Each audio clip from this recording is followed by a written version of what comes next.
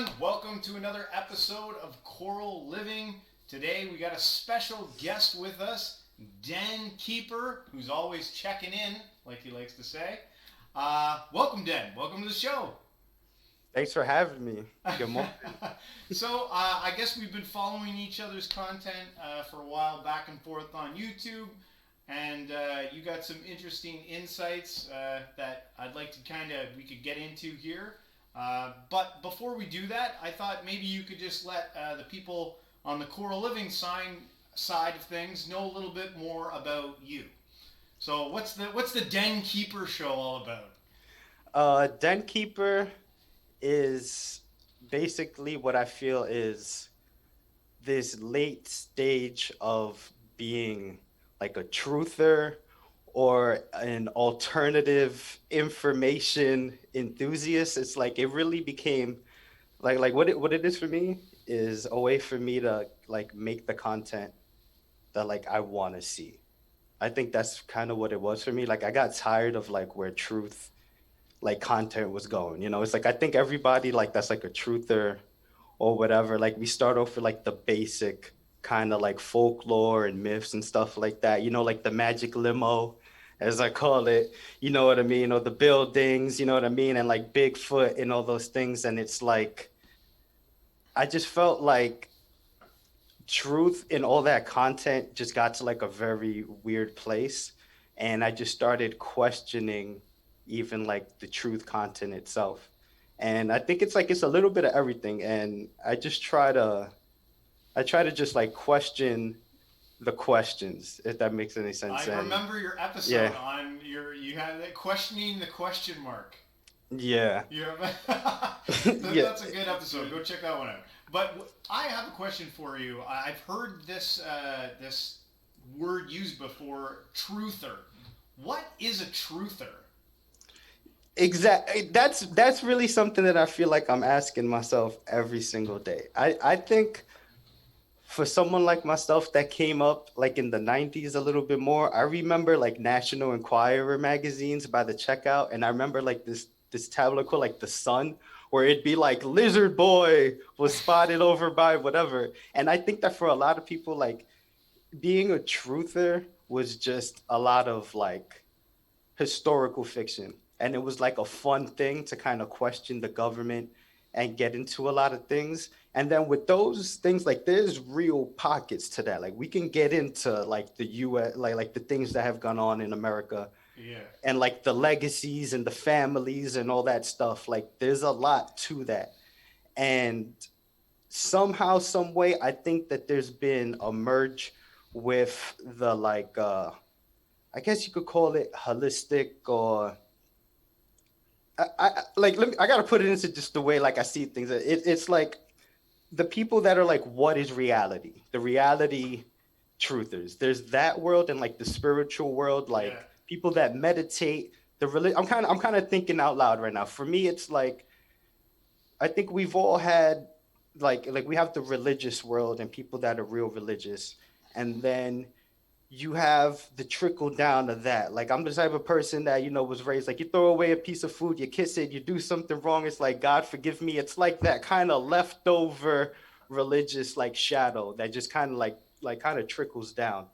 Yeah. And Well, then if you there's watch this show, we're yeah, kind of like we got a little bit of exactly. that going on, right? So, Yeah. uh, So yeah, just to wrap that up, sorry, yeah. just to No, wrap it's that up, good. it's like I think that there's this whole field of thought of like what is really going on here. That's what a truther is. A truther is someone that wants to know what's really going on here. And it's like what's really going on here in the government, on this level, on this playing field. And then there's like what's going on in the like cosmic background. Like what's going on and what's fueling this and what's making this happen. And then there's the like what are our thoughts, what's our body? And I think that all of that has kind of come together nowadays. And Right. the way I see it is that the sentiment I try to bring to YouTube is like for us late stage truthers, for us people that have read the books, we've looked into 9/11, we've looked into JFK, We've looked into Bigfoot. We've had the flat earth debates, all of that shit. Like, we all know there's something more going on here than we're being told. There's a spiritual connection. This thing that's going on in my head that talks and that makes these thoughts and all these things, there's got to be something more going on here. And there are people in this society, the intellectual science people, that are going to tell us that there's nothing going on. There's no magic in this world, right? So it's like you get these two different parties. There's the people that believe that there's a spirit in this, there's a spirit in that. And then there are people that think that everything is just material matter and it is what it is. And then in between, it's like, where do people go? And if you're not like all the way on like one level, I think you get lost in the middle. And I mean, I can go into just related to like spiral dynamics. I think about like stage yellow, and it talks of like based on knowledge and what people know. And it's like you can know a lot of information, but that doesn't make you wise. And it's like I think that right now we're in a state of society where people that are very like unhuman are praised for that. So we have people like Elon Musk. I'm sorry I'm going on a rant here, but I'm trying to connect some thoughts. Rant away. So we have people like Elon Musk, right? They're so robotic, right? And it's like they're, and I mean, this is not a stab at anybody's mental health stuff, whatever, X, Y, and Z. These people that are like, he has said he's autistic or has Asperger's, whatever it is.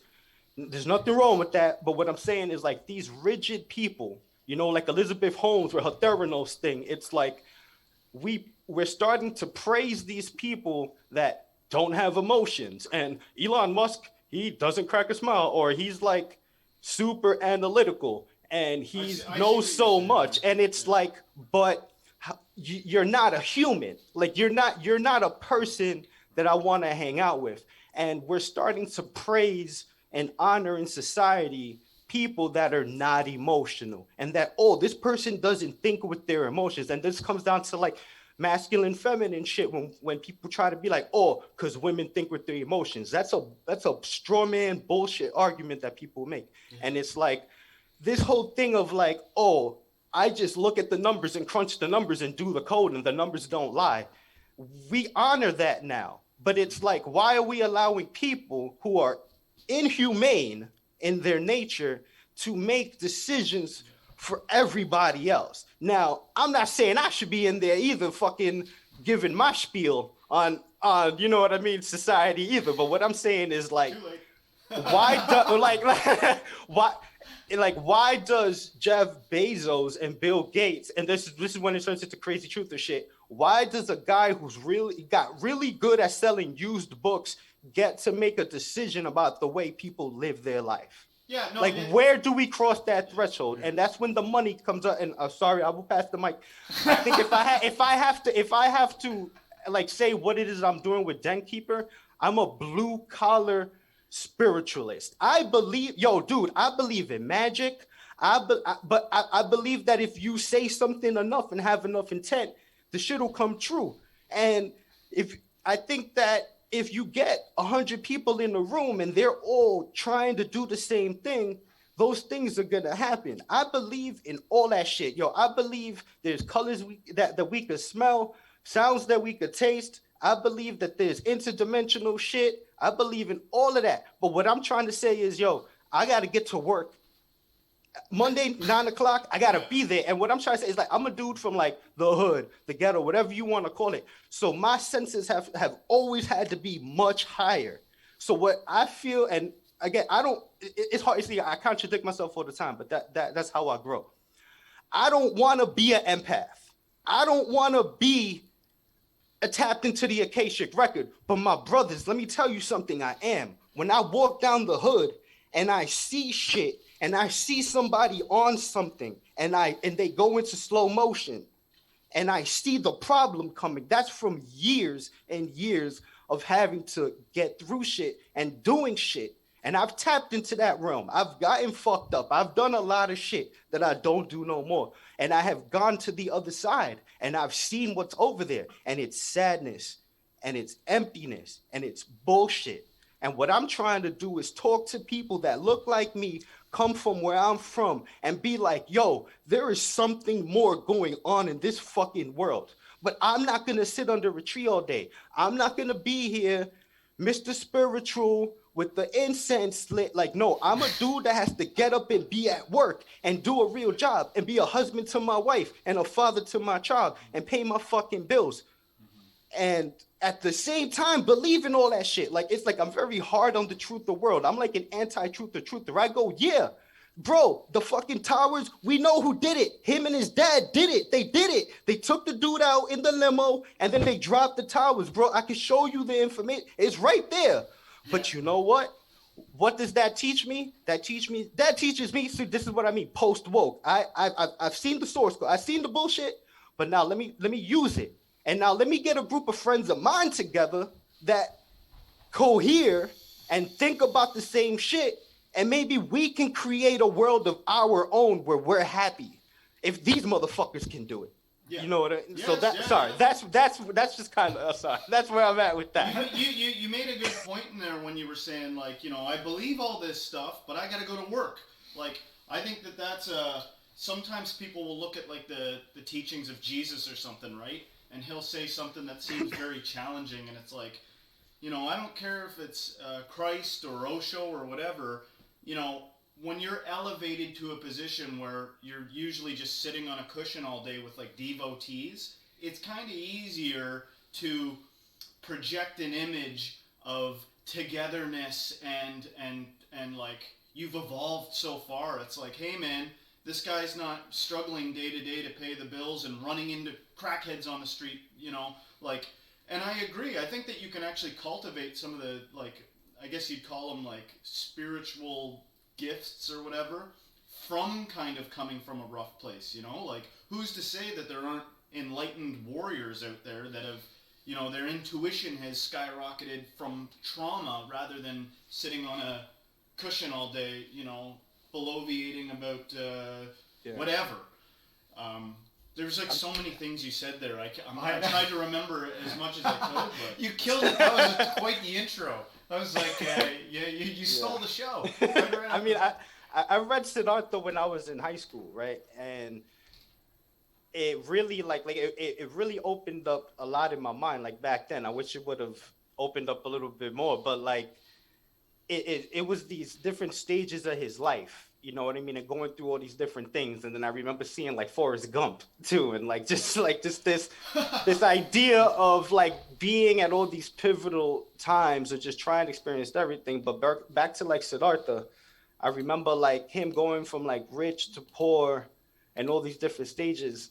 And I really resonated with that. Like how like you could just be a different person at a different time in your life. But then there's the curiosity and wanting to go through all those things. It's like how do you learn without experience, but how do you aim to not fuck up in life? It's like no one wants to make mistakes on purpose. You know what I mean? But it's like run towards the danger or the adversity that's going to maybe give you some experience, wisdom, and skill. People don't usually like, you know, that's a challenge for being a parent. You had mentioned that you're a new parent. Congratulations, by the way. Thank you.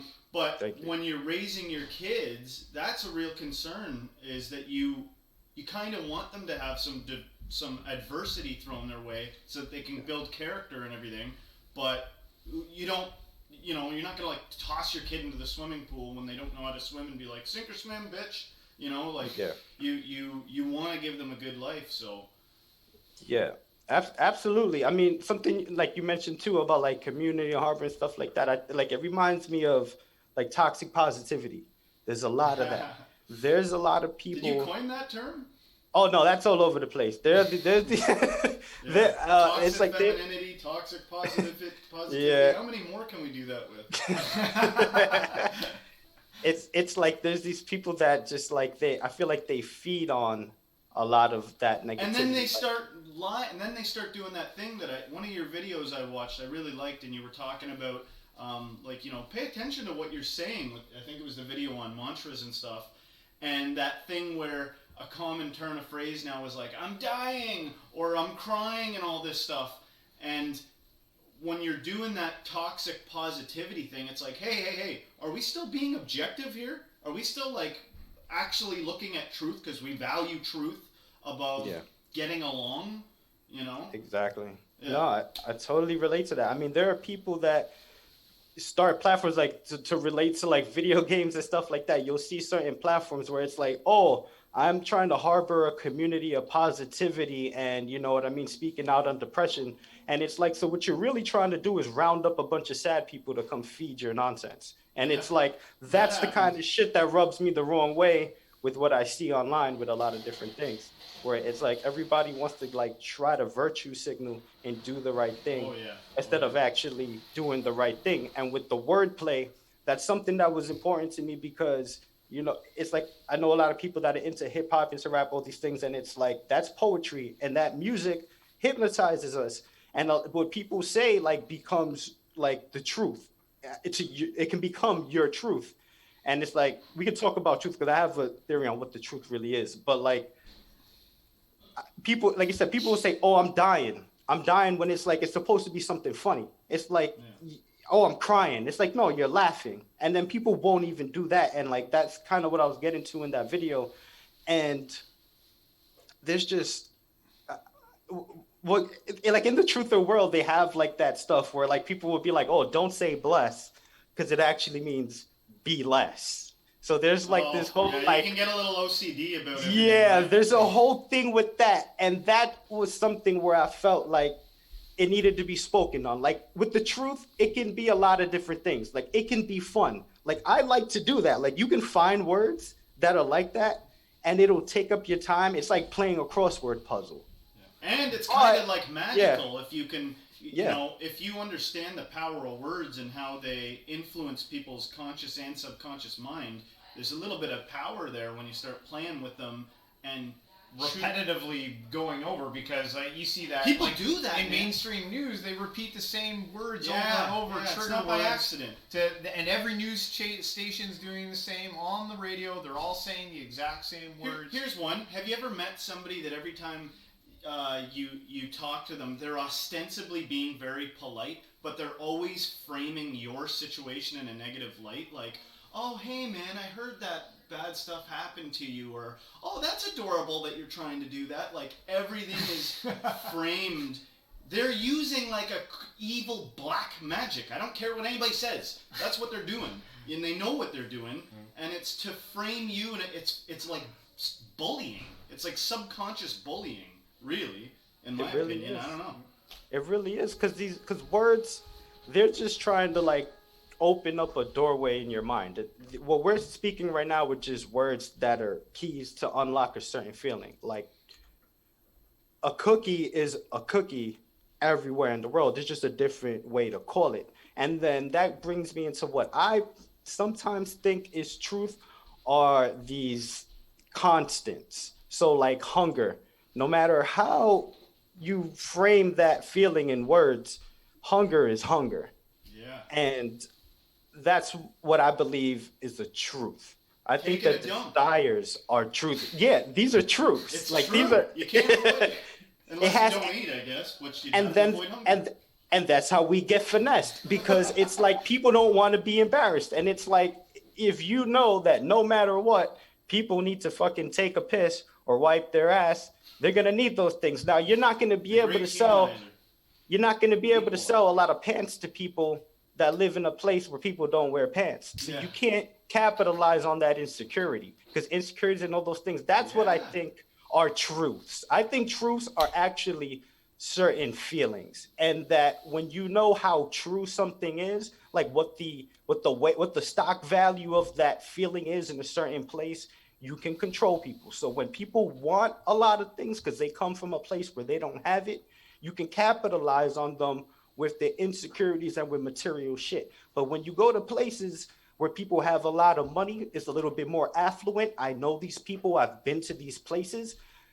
Their insecurities come with status. So for example, making a certain team or making a certain thing is going to be a lot more important to someone in a certain place. So if you're in a place where you don't got no money, you're trying to get to the NBA because you need that check, you want that money. If you're from a place where you already have money, you want that maybe because your dad's a coach of some fucking university somewhere, or your dad was really good at something, or you just got a lot of money and you now want more like status and stuff, and that kind of Affluence brings plays yeah. such a big part. Like, I mean, how could you even have, say, a disorder like obsessive compulsive disorder if you didn't live in an affluent culture? You know, like if your tribe was being raided by some counter group, you wouldn't be like, hang on, I just gotta sort this bookshelf so that, you know, they'd be like, stop it, you know, like you wouldn't have that problem if you didn't have the time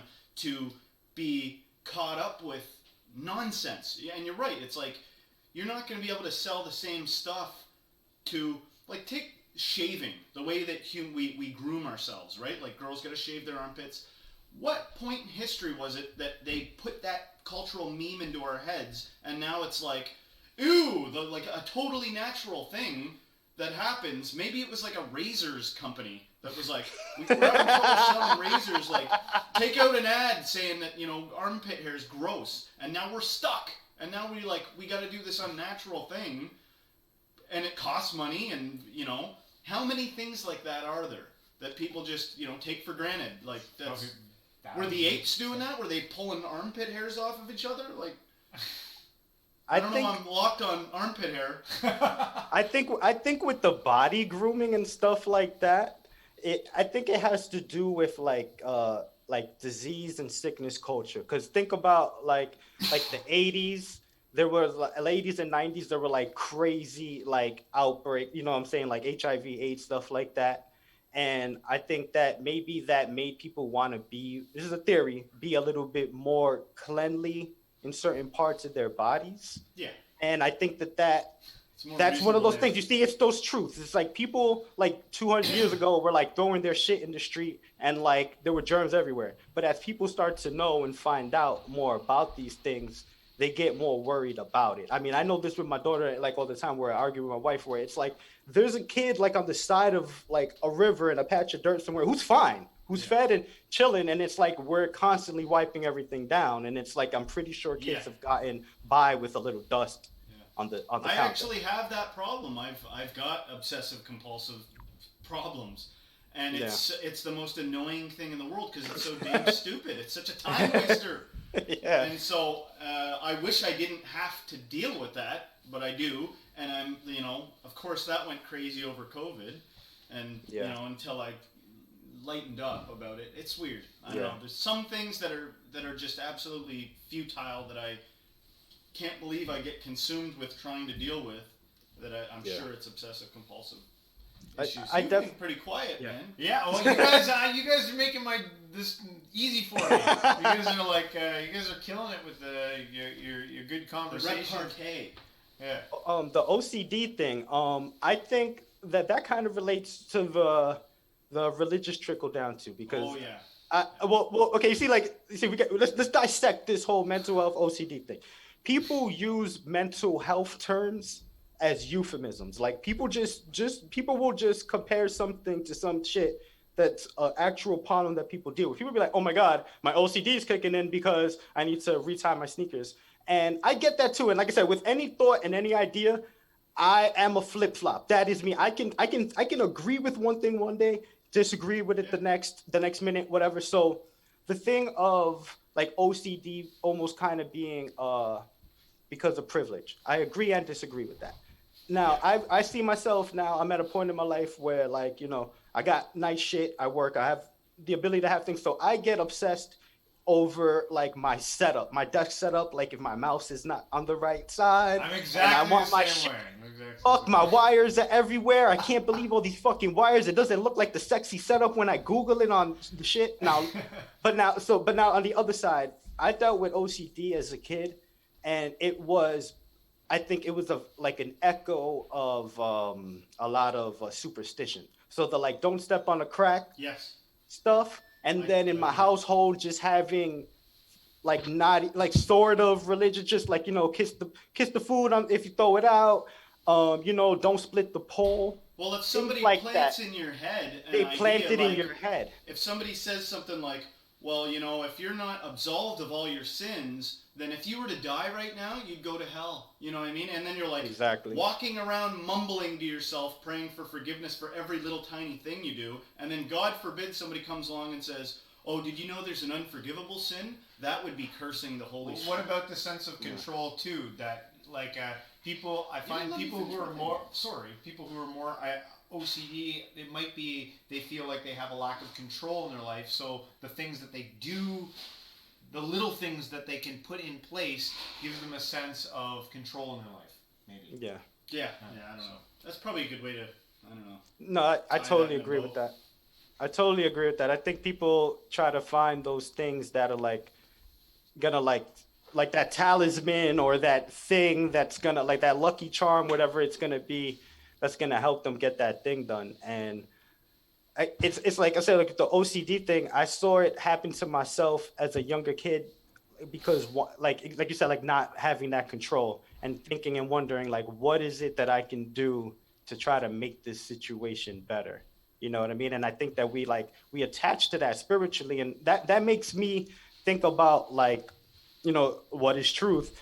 Like if you believe that something is keeping you safe and guarded, are you maybe actually channeling that thing that you need? Is there something there that's walking with you, or are you just finding it in yourself? And like, is it all right? You know what I mean? Like people that would be like, well, you know, maybe I'm not a real healer, but the guy felt like, you know, the placebo effect.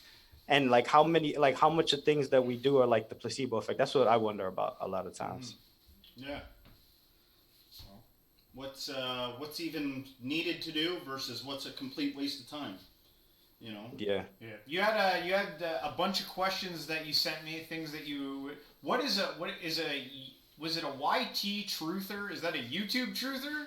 Oh yeah, I think let me see what I had Not a young Turk. Yeah, it's like a Young Turks, or is that you? Or is it a YouTube? No, truther? I read it. It was you were talking about YouTube truth content. Oh yeah, like you like I remember when you could go on YouTube and watch like almost like anything as far as a person's opinion and what they think about something, and you could find a lot of like historical fiction, let's put it that way. You could go on there and watch a fun documentary about aliens or different things, and now when you go searching for content, you don't find anything. It's like everything is all this like really big mainstream information, and it's hard to find content nowadays on YouTube. And it's like I try my best to like really filter, like upload date. I search like this week and different things, but it just seems like it's harder and harder to really find what you search for, like what you want to find. Well, on you YouTube got to now. dig because there's so many people throwing their content all over the internet right now that is like a Yeah. big mishmash. I don't know. I think it's good because it actually teaches us how to kind of like search things through. Although you always got to be aware of looking for confirmation bias. That seems to be a huge thing right now. People like if you look up one thing that like makes you feel comfortable or good inside about something you believe in, YouTube's going to pick up on those algorithms and it's going to spit it out to you. Same with all the apps. They're constantly reaffirming your belief system. So you got to be aware of that and search past. A good word is a demagogue.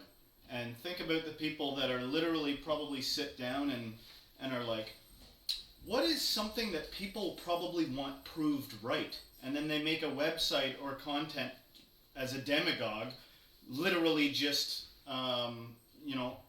trying to be amiable and trying to like they don't believe it themselves, like it's like my dad doesn't think Tucker Carlson believes anything that he's actually saying. He's like, oh, he doesn't believe anything he's saying. He's literally just saying what he thinks that his audience wants to hear. I don't know. I don't know about that. I don't care, but because I probably wouldn't watch a media forum like that. But that's definitely it got to exist. Oh yeah, people like all news. I feel like every mainstream, everything is that right now. Just and then people defend mainstream stuff. And don't let me get started on that. You know? Like some people rather than listen. If you like to watch it and it's entertaining and you've got a good argument, but you can't deny that these things that there's room for corruption in them, and why die on that hill defending mainstream media like It's crazy. I think people don't want to be wrong. Like people want to have like a definite source that they can turn to, and they fucking lied to us about the damn we were there and we came back and they were like, oh, they're protesting over potholes, and it's just a small group of crazy, find the one guy with a Nazi flag, and we were there. It's like I got back and that changed my view of that stuff forever, and it's so funny that I can say to somebody, hey man, I was there, I watched it unfold, and they're still like, I'm not gonna, no. I believe them. They've got a whole team of people working on this. I'm like, there's always a whole team of people working on any corrupt endeavor. What does that have to do with anything, whether it's a team or not? Well, you're professional assholes. You're from the States, so you've seen it. You already brought up 9/11. I actually just listened to a few videos yesterday on 9/11. But in the States, there seems to be a whole bunch of that going on. Everyone likes to watch the United States because you guys are fun to watch. It's wild. Like people cling to the news because they need something that they can like quote and say, like, look, I showed you, like, this is it. Like they said it here. So yeah, it's like, it's a source, and it's like, I can't even, like, I turn on the news when I need to be distracted from my life. Like when I need to be distracted from things that are going on, like real in my life, I put the news on for about 10 or 15 minutes. I laugh and I turn the shit off. Yeah. It's I find it's more though our parents, like the boomer generation, they're really hooked on the old system. For them, I think they put into that system, so that they see anything as pulling away from that system and like maybe making something better, as like, don't touch what worked. For them it's their holy cow. Which is a good, if it is coming from a place of that, hear it out for a second. Yeah. If it's like, if it ain't broke, don't mess with it. So they're a little corrupt. Hey man, the power's on and we're not at war. Because think about it, the boomers came tailing the Second World War, and everybody was like, we do not want to do that again. We do not want to do that again. So maybe there is a little bit of value in like, hey man, just fall in line. Fall in line. You don't know what all this radicalism can do to I think you should listen to your elders. There's definitely listen to heed the warnings, but come on, progression is inevitable. It's going to come. So we can make things better. I hope your argument, not yours, but the argument is that don't touch it, we can touch it and we can massage it and make it better through tests, and I do believe that you shouldn't do anything too hastily. That you should work on things systematically, kind of see what works, see what doesn't, and don't take grandiose risks. Don't put all your eggs in one basket. And I don't know. What do you think, Den? I think the news is not supposed to be entertaining, and that's exactly what it is. And here in America, we like to take things that aren't supposed to be well, why would people pay have attention market if it's value? Just the truth, It's exactly. Why would that's not very. Come on. it's like with insurance. We take insurance and we go, how do we make this thing valuable? And the way to make it valuable is to limit how much of it is. It's rare. Sugar, and then sex, violence. It's like with the news, I think it used to actually be something that people looked to know what was going on when they didn't have a way to know what's going on. And now there are so many ways to consume news. It's not just the radio or Channel 5. You have so many outlets that you have to spread it out. And if you're spreading it out, you got to water it down. And you have to make it entertaining. And then what happens is, how do we make this nude show wacky and cool and interesting? And they spice it up. And there's a big ass table and there's a backdrop. And then we're gonna pay this person $20 million a year just to talk to you about some shit, when the news should really just be what's in the fucking newspaper or what you could listen to in an hour. In one night. Like, it doesn't need to be the fact that there are 24-hour news outlets running the same bullshit lets you know that it's fake and that it's nonsense. Well, it used to be very different, probably. You know, back when mainstream media news was launching in whatever the 50s or 60s, it probably was a lot more boring by today's standards. You know, there may have been a time where people were just like, "Oh, good to know somebody was murdered in Toronto." Yeah, you know. Yeah. And now you're right. It's like with the hyper sensationalized culture, capitalist exploit people culture. It's like, damn it, we ruined their brains with colors and you know, highly stimulating stuff. They can't even watch news anymore. Better make it, you know, spice it up, make it, and like the jig's up with the access to information now. That you can compare all the like news sources now on like one screen, and they all are regurgitating the same shit. The message is like crystal clear. And then it's always geared towards like negative things. It's not like you know, we discovered a cure for this, or we've learned how to we're learning how to do this, and this is how we're going to reduce inflation or make your taxes cheaper. It's never about that. It's always like we got food shortages, COVID's coming to get you. There's wars in the world. It's never anything like good. Only bad news. It's never good. And this is something that I heard from Christopher Sedaris. He says, you can't be a truther nowadays because all you find are the lies. It's very hard to go out and find the truth to something. All you're going to find is the bullshit that they've been playing. And this is why I strongly believe that the truth is inside. They say the truth is out there. I think the truth is in here. I think that's where the truth is. And it's like, you're not going to find out like you said, what's actually going on in the news. You're going to find out what they want you to think and what they want you to know. Even if it was all bad news, I mean, make the bad news worth it. Not like a new celebrity sex tape or some fucking Will Smith slapped a guy. Shut up already about that, man. He slapped a guy. Let's move on. You know, it's like, we're going to have our correspondent in D.C., you know, analyze how, you know, the exact angle the slap went on. It's like, hey, man, did you know 3/4 of the world's soil is going bad? You know, like, how about keep it a little bit, or maybe. But you're a crazy truther if you say that. If you say that, you're crazy. And it's like explaining the punchline to a joke. It ruins it. And for a lot of people in this world, if you explain to them what's going on, you're ruining the show for them. Yeah. And they don't want to hear that. Yeah, wow. And there are certain places and certain atmospheres where you can't talk about these things. And then that starts to happen a lot more too, where everywhere you go now, it's no politics, no religion, no race, no whatever. It's like, okay, so then when the fuck do we get to talk about this? Because if we're not talking about this at work, we're not talking about it at the dinner table, we're not exchanging thoughts online with each other, where are we doing this at? And this is a reference to also the video game world, which I would like to talk about later or whatever, is like with streaming and the Twitch world and all that shit, all that like professional like video game world, it's like people are selling other people their dream.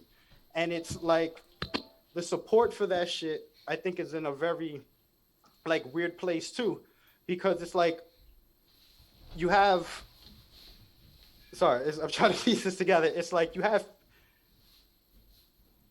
I sort of lost my train of thought. No, I know what you're saying. I think what you were trying to say there is like, when you give all your time, like our kids stuck on tablets and video games, and even adults, grown men, like I'm susceptible to it. I got a PlayStation.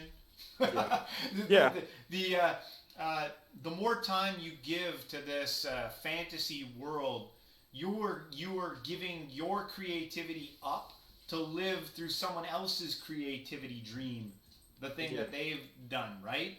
Yeah. So, like, I'm not saying video games are evil, but be aware of what's going on, and don't forget to let yourself be creative. You be creative. Let your things.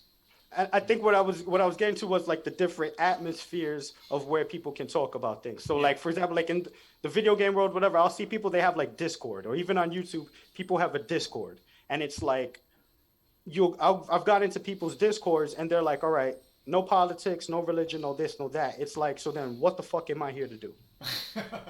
It's like, what am I here to do if we're not gonna talk real shit? Because the truth is not sweet and nice all the time. Yeah. A lot of things are very uncomfortable to talk about.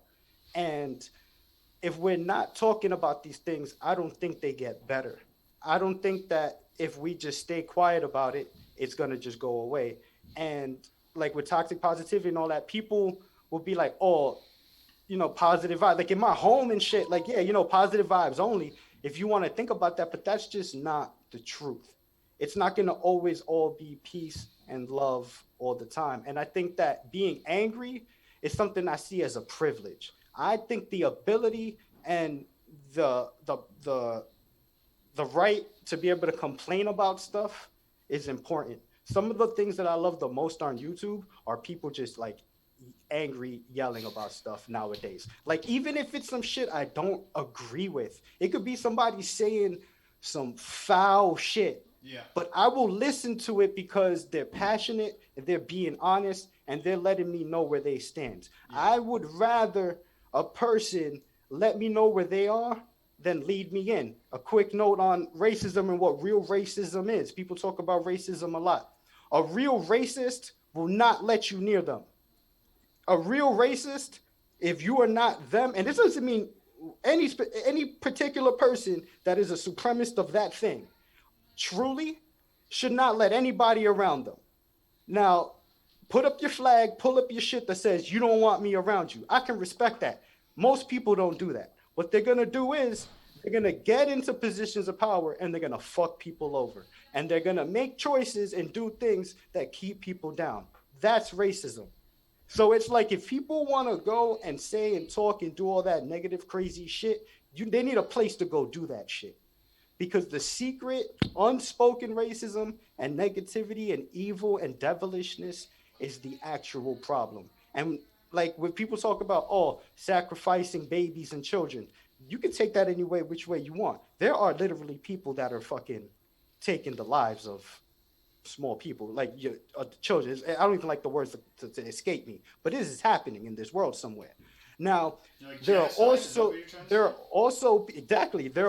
people that are sacrificing children in the sense of putting them into positions to fight for them when they're not the ones fighting. We make people decide when they're 18, 19, and 20 years old what they're going to do with the rest of their fucking life. And that's what I think sacrificing babies is. So you could take it literal. Oh yeah, some dude's fucking drinking the blood out of a kid, and I'm not going to confirm or deny that shit because who knows? I think we all know. The point is, there's so many different levels to these different conspiracies and how you could take them. And I think that, to try to put my thoughts like together, that's how I try to spin things and think about stuff, where it's like this the literal sense that these things are happening, but there's also a very metaphoric sense to a lot of things that are happening. And then there's also the spiritual sense, because nobody does anything thinking that they were wrong. I'm pretty sure Saddam Hussein thought those people up in the mountains didn't deserve to be there. And it's like, it's not because he thought it was wrong. No one ever does anything because they think it's wrong. They do it because they think it benefits them. And now where that desire comes from, where does that shit come from? And that's where I think I am at in questioning things. Where is it that this desire to want to fucking melt the skin off somebody comes from? Where does that come from? Where does that anger come from? Because again, anger is a privilege. Anger is a privilege. Ask somebody working for minimum wage in a fucking fast food restaurant that just got cursed out and they gotta eat that shit and wipe the fucking milkshake off their face if they feel happy in that moment, if they feel that they have any power, no matter where in the fucking world. Especially when the next customer is pulled up in a Rolls Royce. But exactly. It's like I hear what you're saying, and I think about that. I'm sorry. Sometimes Keep going off. I think about that with greed, like why we have enough resources. Humanity is we've got enough now that we could probably equalize the playing field quite a bit. Like nobody really has to go without, and if humanity worked together, we could do some amazing things. But there's greed. There's I don't want to just have enough to live and you have it too. I want there to be a dichotomy. I want you to actually not have as much as me so I can, and I don't know if that comes from an animal thing. Like my daughter's got a hamster and you could feed it till it exploded. Like it'll just keep storing it, it doesn't know when to stop. And I don't know if it's greed is something that has to do with that or if it's, some kind of trauma that makes you think like I'm not worth anything unless I've got more. It's not enough that we all have the same amount. I need to be higher.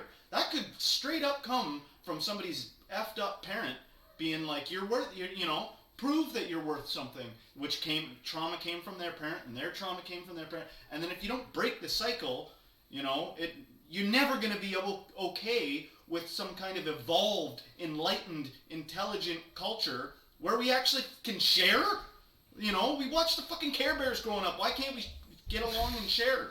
We can't do it. We're stuck in this not even don't care about truth. No interest in truth. Just interested in mostly greed, like egoic greed, and It might also come from a little bit of a place of at one point in their life not having, like if you came from a place of scarcity and then you were finally able to accumulate, you might be like, well, I could be back there again, so I need to get as much as I can. But those people end up grateful. The people that are coming from a place of they didn't have enough, it makes them super frugal. It makes them not throw out their fries with their, it makes them eat every single last piece of their meal. I'm talking about the thing where it's like, I want there to exist a difference between me and you, where I have and you've got less. I don't want you to have nothing because then the game's over. Yeah. But I want the game to be that I'm always got. Do you think that can kind of run from a place of like the subconscious? I think you got your ass kicked by someone when you were a kid and you have no self-worth. For some reason you get this idea in your head that your self-worth comes from dominating other people. I think that's where it comes from. I could be wrong, but I you got to do some therapy. Yeah, I think there's truth to what you're saying, but what I'm saying, do you think like those people that are like that could be maybe on kind of autopilot, where they're not aware that that's actually what they're doing? Yes, they need to, but definitely they're still doing it. Yes, but in fact, because they've built an identity around that, there's all these rationalizations and justifications for their behavior. So their conscious mind isn't gonna address that they need to go into therapy and work through some kind of childhood trauma or figure out how they got to that place. They're going to be like, this is just how it goes. You got to keep up with the Joneses. You got to da-da-da-da-da. They're going to rationalize the shit out of it, and then the crap spreads. They teach their kids the same thing, really, you're going to wear that to school? Don't you want to look better than everybody else? It just goes on and on, No. And then truth talkers like us come along, and what do those people do? They probably change the damn channel. Let's go see what Tucker's saying. Sometimes I think about these things, right? Like these things that people want, and it's like this intention that so many people want that thing. Sometimes I wonder if it like really actually has an effect on it. Like everybody wanting a certain like type of like food or whatever will make it like like be scarce or go up and down. And then it's like when people want a certain sense of like a feeling, I wonder like if there's enough of that to go around. Sometimes it's like, because everybody can't all be happy right at the same time, because like there's got to be some people that have it, some people that don't. And sometimes I just wonder, like, if like feelings and all those emotions and all the things, like, is there enough happiness, whatever that thing is in this world, for everyone, or are we all just kind of like in this weird, Huh. like, marketplace of emotions, like I call it, where it's like maybe there's only, it's like musical chairs of happiness, where it's like everybody's Interesting. trying to acquire this feeling of being warm, being fed, being this thing. But then when Right. you have like feeling like praise or gratitude or whatever that is, it seems like there's just never ever enough of that. You're onto something there, because it is like people have taken something like happiness and commodified it into something like gold, and then they've projected onto the notion of happiness or peace or whatever a materialist veneer, right? So it's like, what is happiness? Happiness is drinking a Corona on a beach. That's what it is. And you know what? There's not enough of that. We can't all be doing that at the same time, because, Yeah. the world would fall apart. But what if that's not even what happiness is? Like, what if everything you've been told happiness isn't what it is? And happiness is something else that really is, like you said, comes from the inside. Like, it's a cliche, man. People have been saying this. But how hard is that nut to crack to really get into people? Like, you don't understand. No, you don't understand. You're going to forget what I said, and you're going to go along, and you're going to confuse happiness with having more or being on a beach. Happiness can be chopping wood in a forest. Like, that could be happiness. Yeah. And Yeah, it's hard to do these casts, like I'm a family man. I got 3 kids, 4 dogs in my house right now. wow. So it's you gotta, yeah. Normally we do this at nighttime when like they're all in bed. Yeah. But now they're all awake and they're doing what kids do. I got to get those in. Hold on, give me a second. All you vapors. I had to give up. I gave up on my vaping about Cheat codes. That's what we got to talk that like. Okay, yeah, but that's what I was thinking. Like all that, we were talking about material stuff, and like wanting these things that make us happy, and how for like one person it might be drinking a Corona on a beach, and for another person it's something else. And I think that we're all trying to get to these places of peace and content and happiness. And I use cheat codes all the time. Like, if I need to take a puff, I do. If it's buying a nice pair of sneakers, I do that. I treat myself to the things using my life points that I earn to get myself these nice things, because it's like a cheat code. But to equate it to video games, when you use the cheat code too much, you don't unlock the trophy. And if every time you go to fuck your wife, you got to take a shot of alcohol, or if every time you go do a design, you got to take a hit of a blunt, eventually that shit's not going to work. And the cheat code, even if it is working, is never going to work as well as if you just did it yourself. Right. Well, part of the thing is, I've thought about this exact same thing. Is you ever had a game where you put in God mode or all the cheats? The game sucks. It sucks. You actually pick games because of their challenge, right? So, yeah. And people want to jump to the nice part, or find the cheat code so that they can just beat the game. It's like, man, that's the best way to ruin a game. Sometimes it's doing the thing over and over again, and then you feel that reward when you've actually figured it out and accomplished it without the cheat codes. And people will spite you for it. Yeah, we're back. Well, and people will spite you for it too. If they see that you're going through life cheat coding it all the way through, they're going to go, yo, I'm playing the game on easy. You're fucking blasted all the time. You know what I mean? Like, that's not fair. And I think I am a cheater. That happens too. I'm yeah. a cheat code guy. I'm only playing Grand Theft Auto for like 4 minutes before I'm like, screw this, all the cheat codes, killing everybody. Yeah, I'm imperfect. At my own malevolence in that game. Those poor characters. Well, maybe totally. Behind this alleyway. Well, maybe with all the talk on happiness and stuff like that, maybe like we've brought this up before on the show, is like, how do you need something to contrast that against? how would you ever know you were happy if you didn't feel unhappy, right? Yeah. But maybe it's necessary that not everyone be happy all at the same time, that you have to feel sadness in order to be able to. Well, that's why I'm trying to toy with the idea of maybe there's more complex feelings than happiness or sadness to have. Like, maybe, bliss, joy. And again, talk to somebody that's done some psychedelics or something, they'll be like, man, there are, you can be afraid in your soul. You can actually feel your soul being terrified. Not your normal conscious mind. It gets a little strange, right? And that all has to do with consciousness and, how the consciousness can possibly expand and what more can be experienced. I don't know why I think I was talking about this a couple episodes ago. I don't know why it is that way, that it would just so happen to be that you can take these substances and then get some kind of an understanding of reality that otherwise you wouldn't be privy to.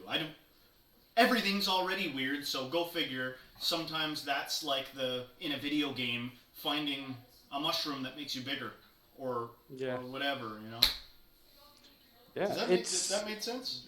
Yeah. Yeah, it does seem that way. Mushrooms.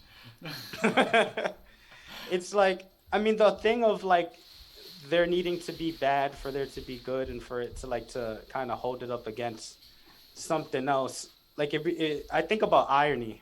I think contrast and irony are like really interesting things. It's like something funny is something that you didn't expect to happen, but it's still like pleasing to you, right? That's like my loose definition. Yeah. It's like we like when things are like different than another thing. I want to add the caveat too, that there's lots of different ways, I think, to expand your consciousness. Just experience, if you got the opportunity to go to another culture and see what they're about, that's gonna expand your consciousness a little bit. That's gonna change your reality and give you insights. Like most people know that feeling when they find like a new type of music or a new topic that lights their brain up like a switchboard, and they're engaged, and they're like, oh, there's this whole new vein of reality to explore now. That's all I was saying with the psychedelics thing, is that you can do that with that. You can also do that with, meditating probably, and or some kind of spiritual practice, or just straight up experience, saying yes to some things in life rather than no, and I'm going to go hide in my hobbit, cave. Which I did, man. I turned into a hobbit for a good long while there. Saw what that was about. Yeah, I think that's important too. Time to oneself and stripping away, because people talk about stripping away the ego and things like that, and with mushrooms and all of that, that's fun and everything. And I call that seeing the source code. It's like if you take a web page and you look at the code, that's interesting. And like if you want to say that the colors and the rainbows and all that shit is at the base of reality, awesome. And this is my thing. Awesome. Reality is here. It's what's going on the stage. Yeah. And it's like, if you're telling me how all this shit works in the coding, that's interesting, but you're not playing the game. Yeah. And it's about what's here. And it's like, if you really, I think the truth, strip away your clothes. Put on a hospital gown. With no drawers on. Put yourself in a freezing cold environment. No money, no food, no friends, no haircut. You're going to learn a lot about the truth and reality. Yeah. Have one meal a day that's dictated by somebody else. Yeah, not because that's you're on a diet, but because you have to. That's a different thing. That's the fucking truth. Mm-hmm. People want to like, I fucking went to India and met the Maharishi, and I did this and I did that to try to become enlightened. It's like, that fucking $900 flight you took, where did that shit come from? Power and greed and bullshit and pollution and all that shit. You stripped from the earth and ate this fucking thing so that you could tell yourself that you saw what was going on behind the stage. Maybe that's why they Congratulations. You need to be at work at 9 o'clock on Monday. And all that shit you did is going to make you hate what's going on here. If you keep getting high all the fucking time and loafing out all the time, it makes this shit here whack. You have to figure out how to have a good time here. And my daughter doesn't need a fucking blunt. My little cousin doesn't need a bottle of alcohol. My niece doesn't need a mushroom to swing on the swing and smile ear to ear. Yeah. They don't need any of that shit. Yeah. All they need is freedom. And that's what we all want. We just want freedom. Mm-hmm. And we try to copy the shit that we see people doing that have the things that we want. And if you see somebody in your neighborhood that does what they want and they got a million pairs of sneakers, you're going to want a million pairs of sneakers because you want the cheat code. You don't know what they did to have to get there. And we do this shit with everything. Yeah. Yeah, no, that was like, I agree with everything that you said there, actually. It's, you know, you don't want to get too hung up on one particular like thing, like talking about mushrooms or something like that, when it's like, you know, that's a good point, man. You know, maybe that's why Jesus talked about returning to like a childlike state or being like children. Like you said, your daughter doesn't need any of that other stuff. She needs a bottle. She needs a bottle and a blanket and a hug. Yeah, food and love. Beige. Yeah. Beige. Yeah. Basic. It's basic shit, and it's like I've been looking at this thing, and thank you guys for introducing me to this spiral dynamics thing, because I like to personify things, and this is what the mushrooms and all that bullshit does. I can smell the colors, I can see the thing due to that.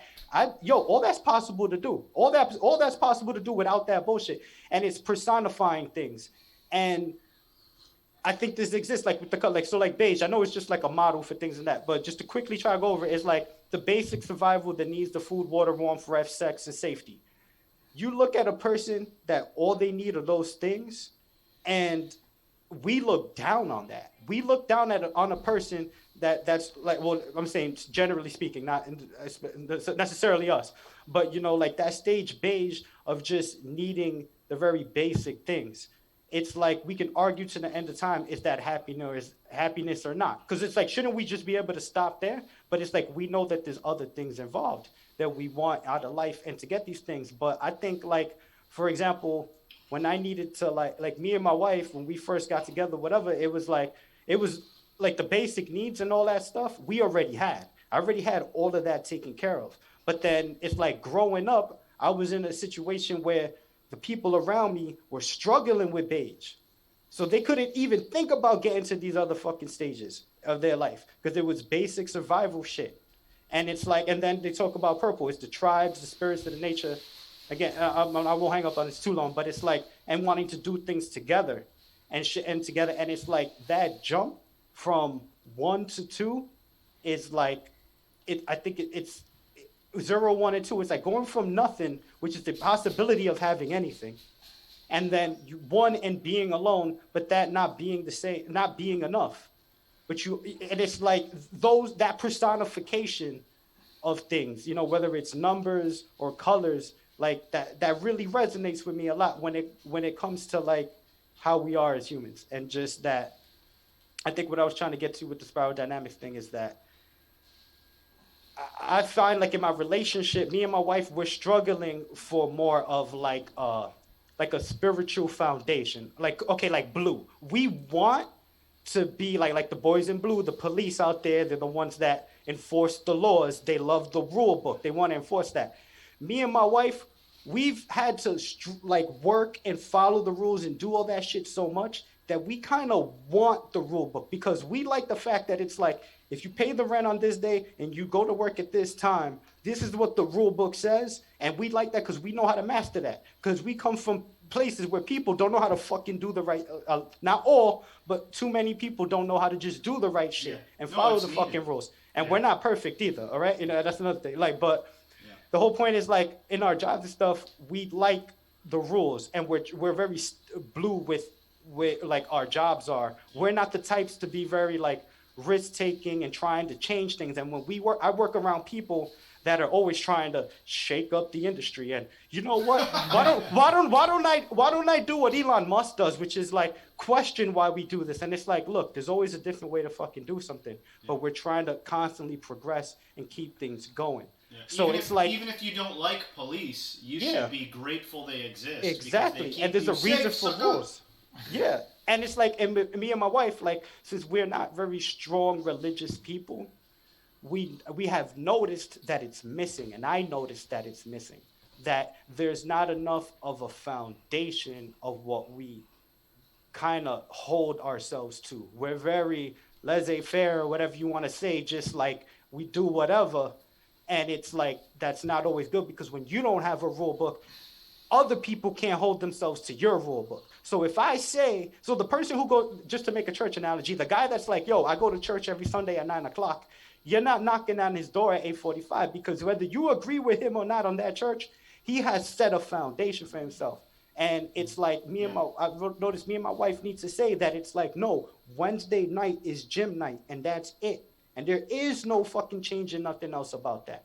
So with that, there's certain things. And I think just that I would like to hear how maybe you guys feel when it comes to like maybe relationships, you know what I mean, and fatherhood and children, like having like maybe what stage you guys are at, or just like how you like what you go to as like the pillar. Is it like what you think of? Is it, to me it's a hybrid of everything, but I almost envy the religious people, because I feel like they have their rule book set for them, and it's like easy to follow the rule, someone else's rules sometimes.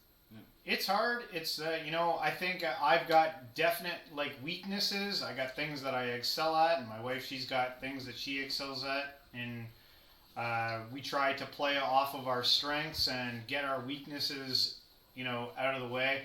I'm kind of good at instilling maybe like getting tasks done around the house, setting up jobs. They always bug me that I give them too many jobs, too many things to do. But I think it's good for them that they get up and they contribute to the family, right? I might not be good at handling them when they have confrontations, when they fight with. I don't know. You just got the one kid, or I got a babe. She's a couple months old. Yeah. So you'll learn as they grow. They get friends. They fight. They do their because they're learning how to interact, right?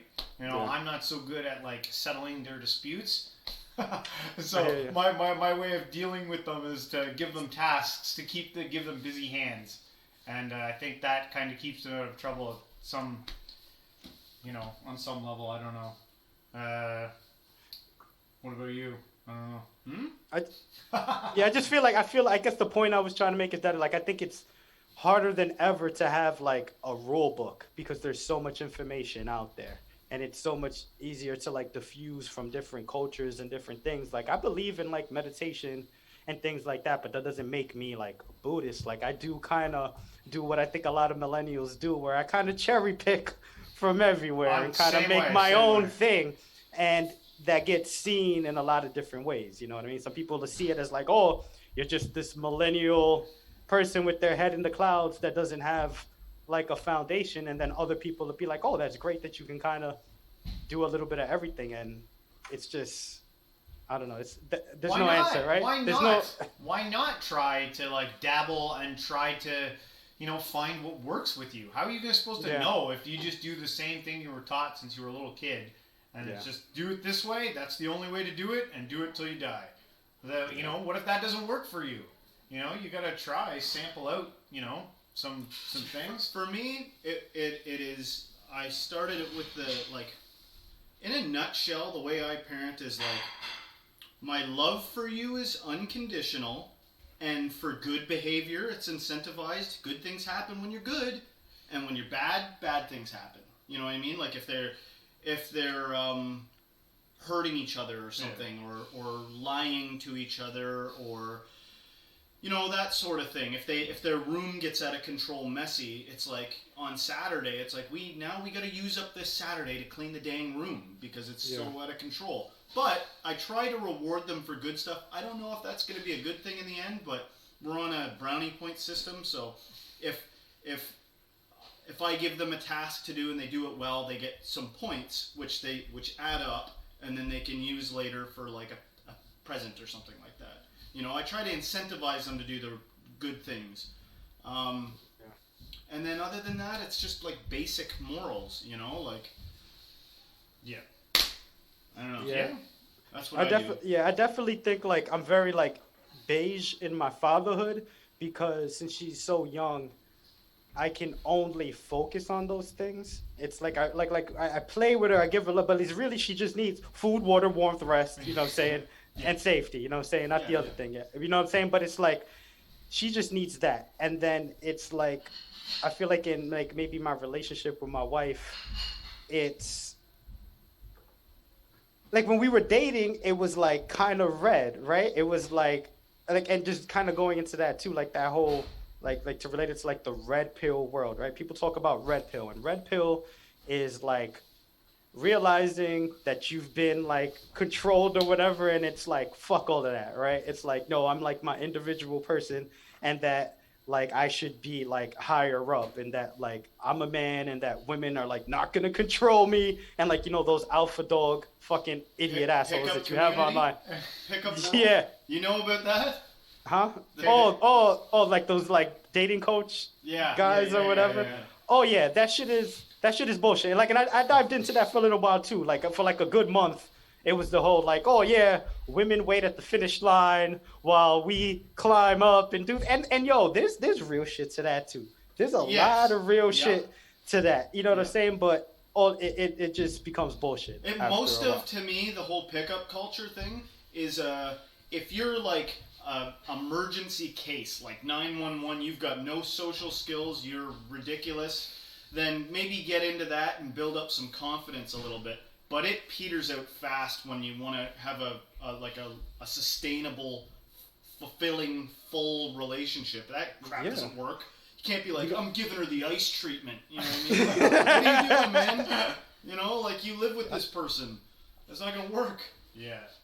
So that has ripple effects. And when it comes to relationships, the biggest thing to me is seriously communication and honesty. It's like if everybody's being as honest as they can be and communicating and putting the work in, because sometimes it's not always easy for two people to understand what the other one is saying.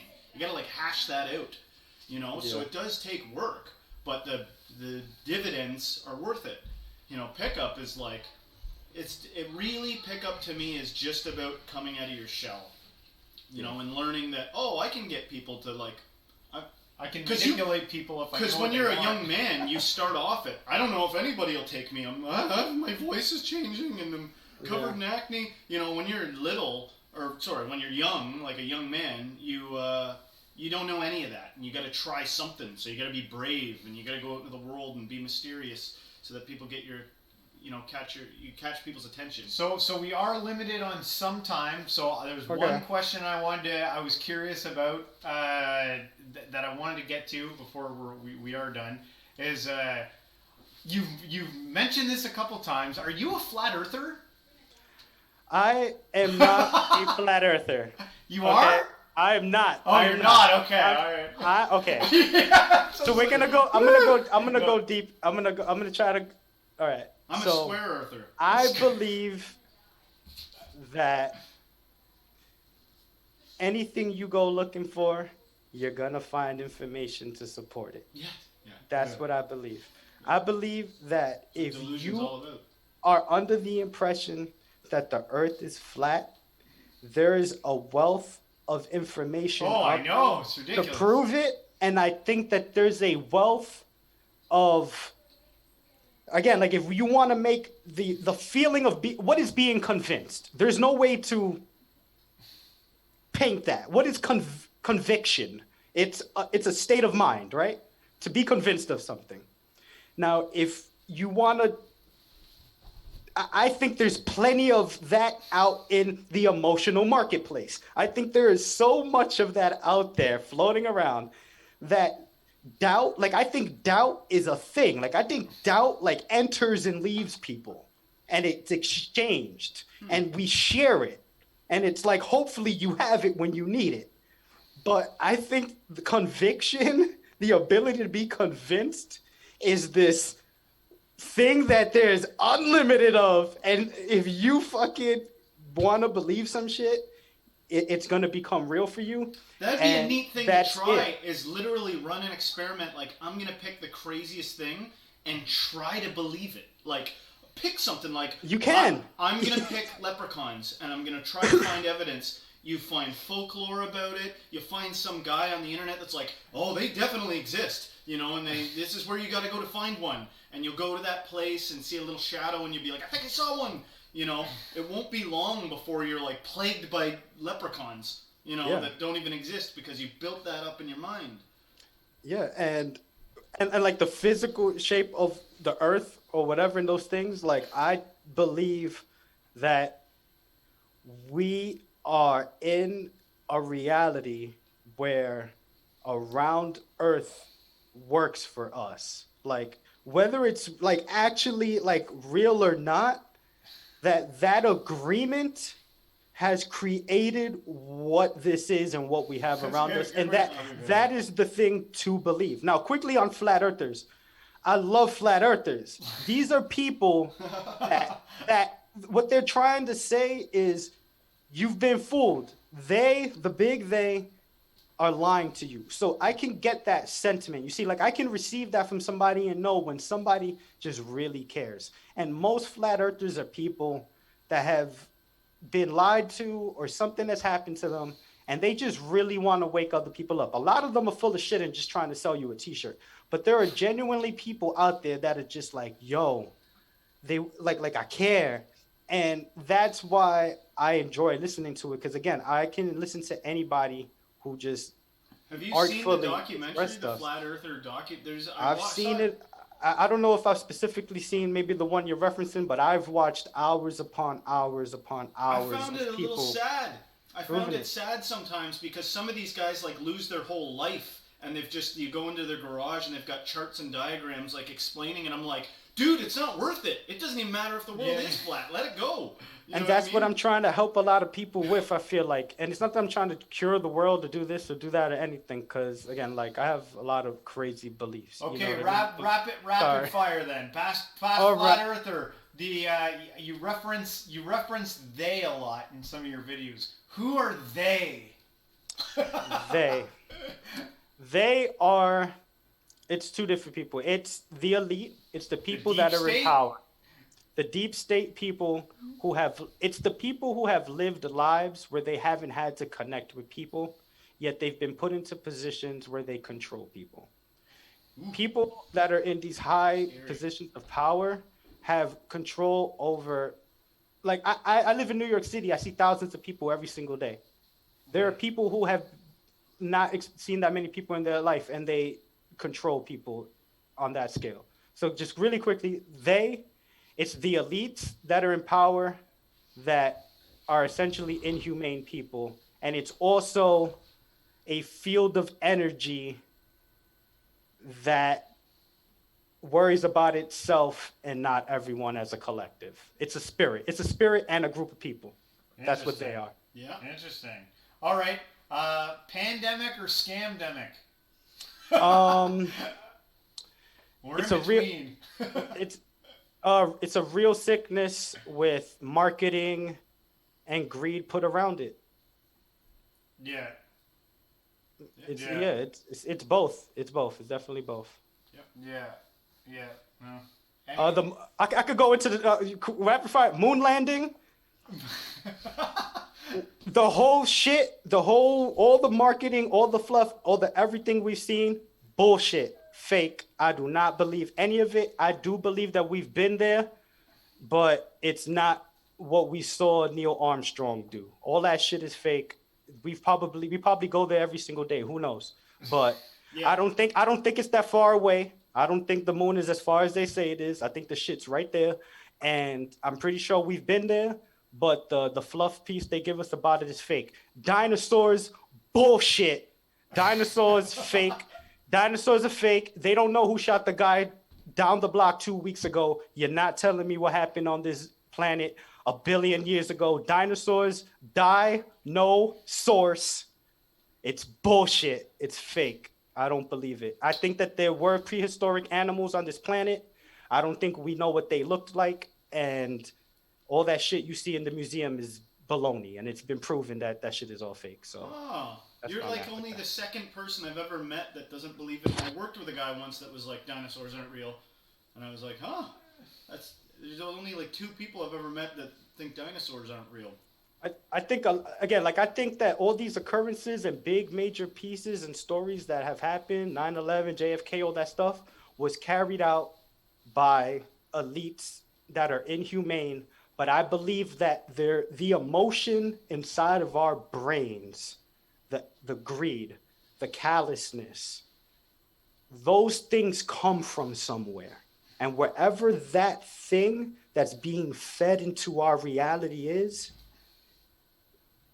being controlled by very powerful people. And I don't think that they're at a machine pressing a button and spitting out sadness.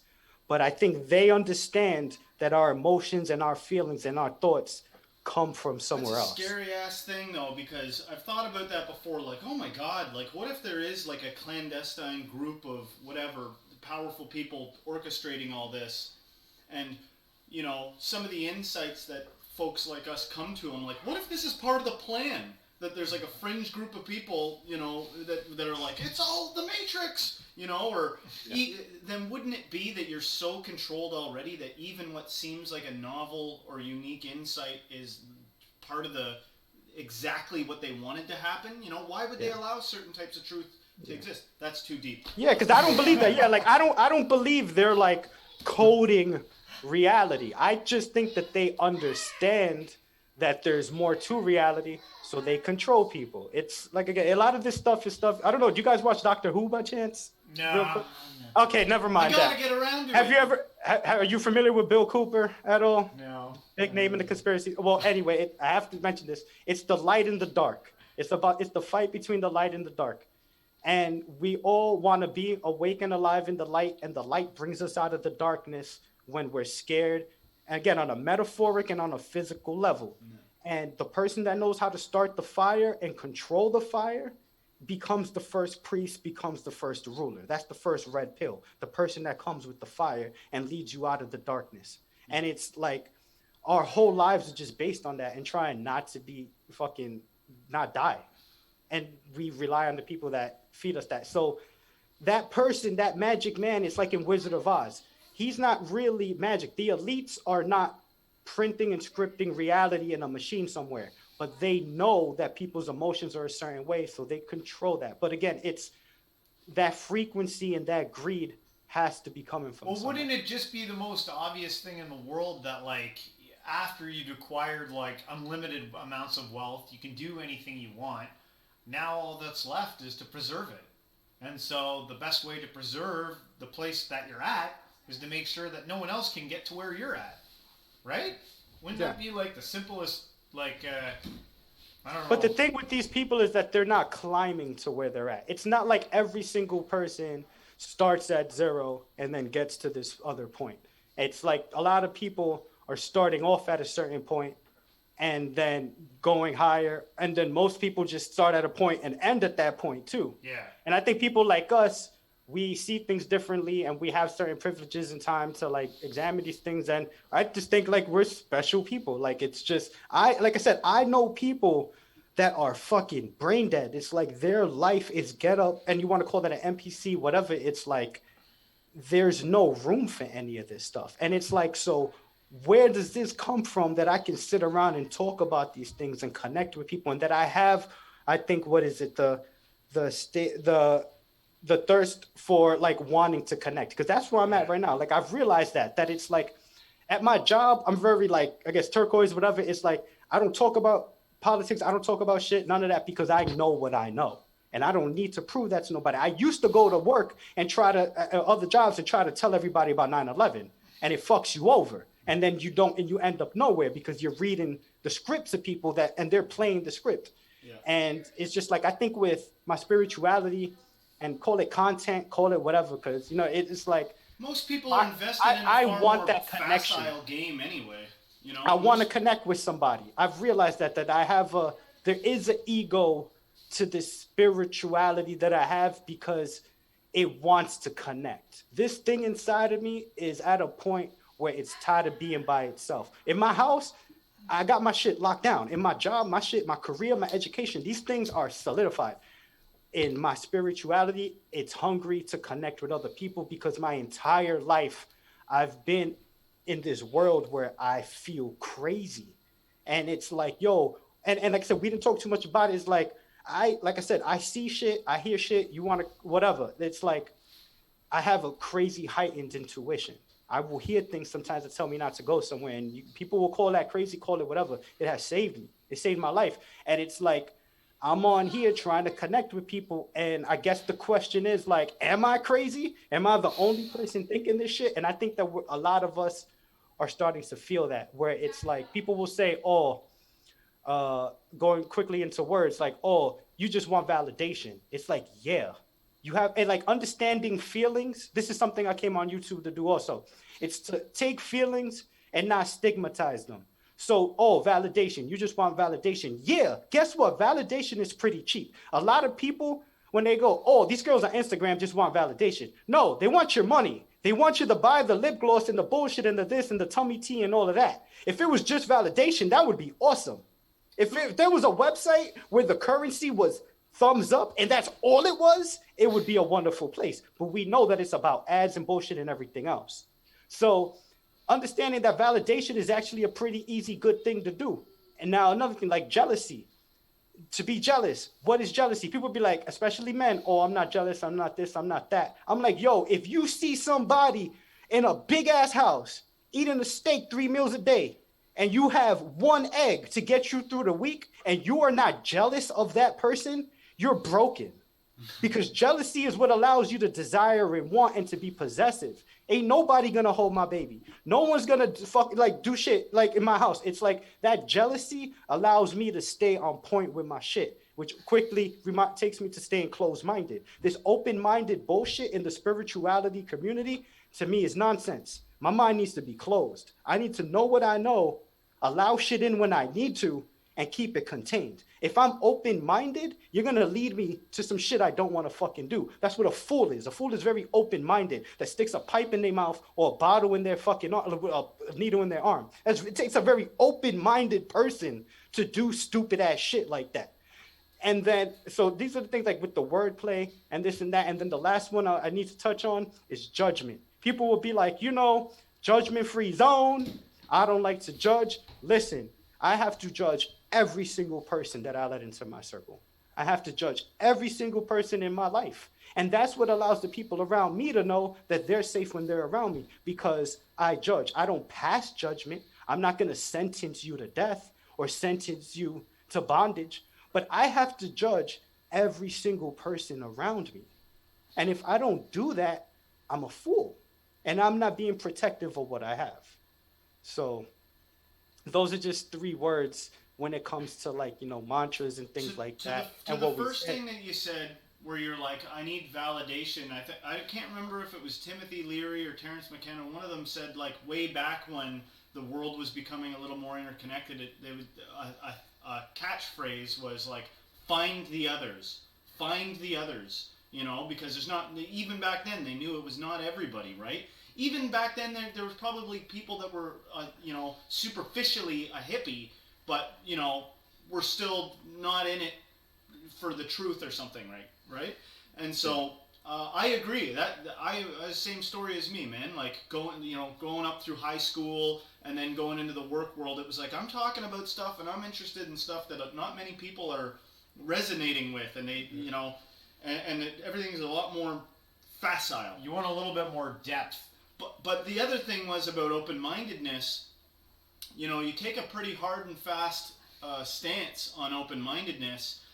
I do think that there are elements of being open-minded that are a little more innocuous, depending on how privileged you are. Like, like you said, it's like there's no argument here. If I drop you in the middle of a bad neighborhood and you're just open-minded, you're going to be open-minded into, becoming a bitch for some pimp, So yeah, it can be foolish, right? But if you've secured all your other stuff, you learned all those lessons early, spiral dynamic style, you learned all the lessons, and then you're kind of like, you know what? I'm in a position now where maybe I can, along with those lessons I learned that there's a lot of people full of shit. So Yeah. so even and maybe I'm full of shit. Maybe I like turn the mirror on myself. Maybe I'm lying to myself about something, and maybe I can deconstruct some of that stuff safely without getting stabbed. You know, I can deconstruct some of those beliefs that I put in, and then open up some more doors. You know, but you're right. There is a foolish way to be open-minded. Well, I think that the mistake you can sometimes make with open-mindedness doesn't really mean you just believe everything that people tell you. I think the idea around healthy open-mindedness would be to be a critical thinker and not just deny something right off the cuff because it doesn't go along with your narrative or your belief system. So I think there's like a positive and a negative to open-mindedness. And there is value in sticking to what you've learned. Yeah, you know, yeah. like What you were saying. Once you've learned something, you know, not to just treat it frivolously. Like write it on your mantle, write it on your heart. Like I learned this lesson. I'm not gonna forget it. You know, because what am I? Some kind of idiot? You know, that just doesn't even learn his lessons. Well, that's I think what that's the conservative community always rails against the woke community because the woke community seems really they want to get rid of some of these rules and things that have been set in place that have helped humanity get us to where we are right now. And a more traditionalist side of thinking might be like, well, hold on a second, you know, if you just get rid of that, then you know, it's going to lead to this problem and this problem. Have you even thought about these things? You know, it's not as simple as just being like, oh, just change this and everything will be perfect. But do you believe in signs? Like, yeah.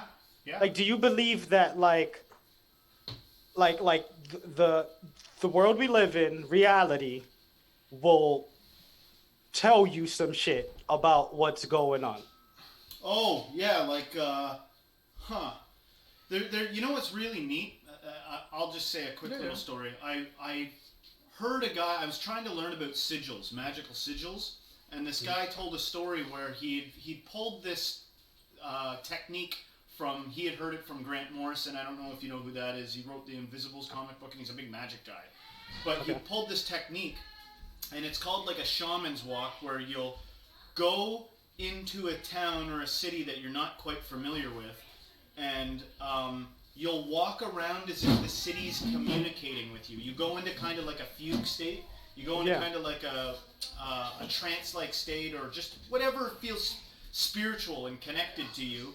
And then you walk through, and then you just look as if the town or the city's trying to communicate with you. And then sure enough, you'll be kind of guided.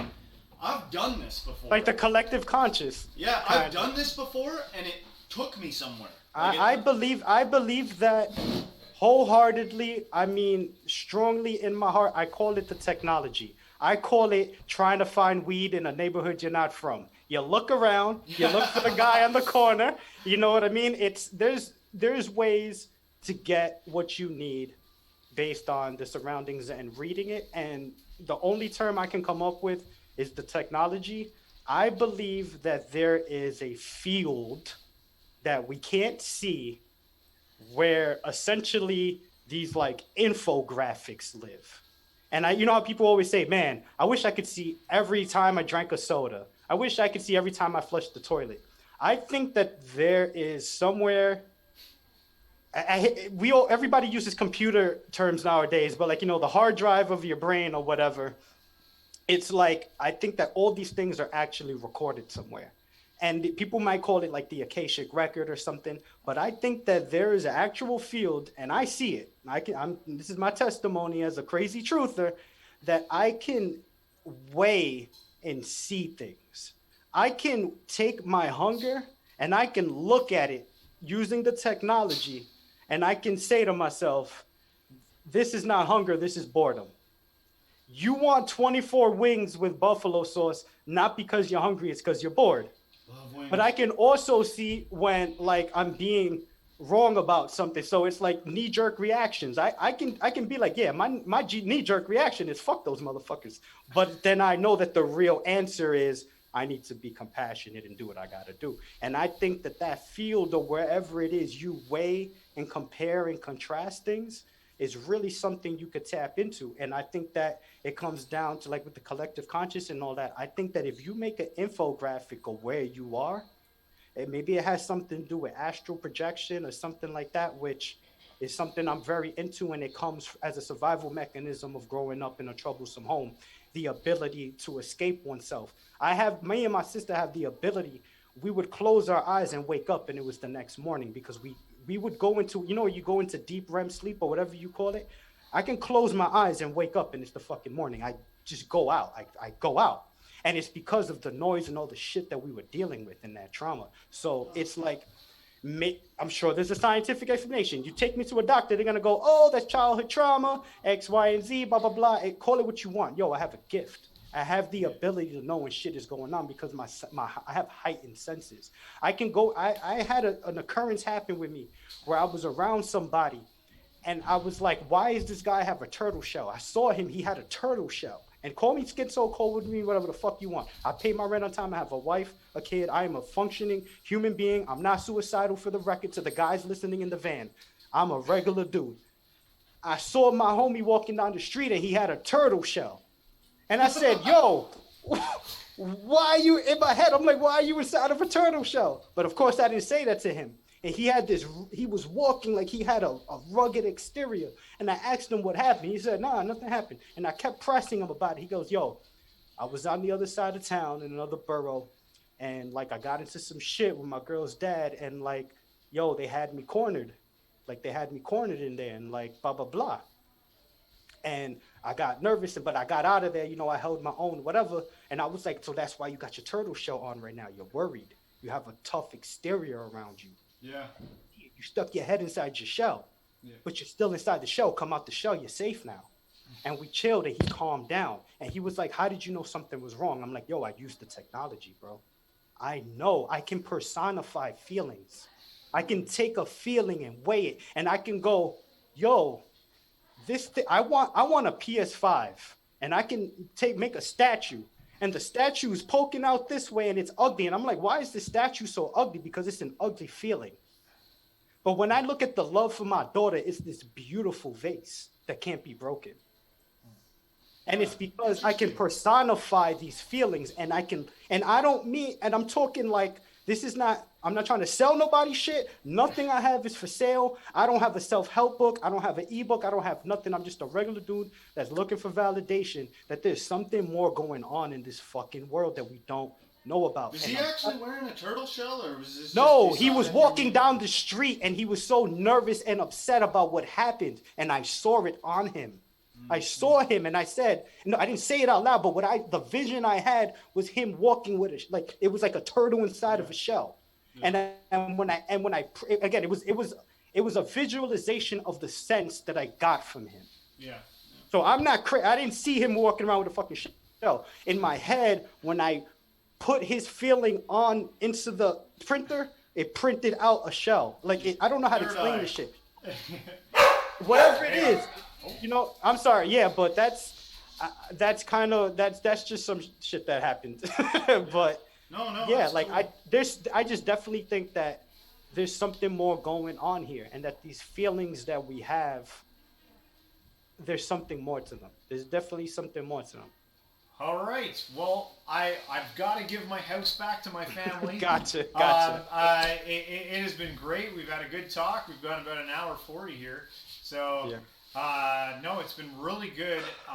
Is there any final thoughts? Is there anything else you want to add? Anything you feel like you have anything you feel like you need to say? I want to thank you guys. I have to thank you guys for listening to me, for bearing with me. Thank you. I'm not always the best communicator. I get very excited about stuff.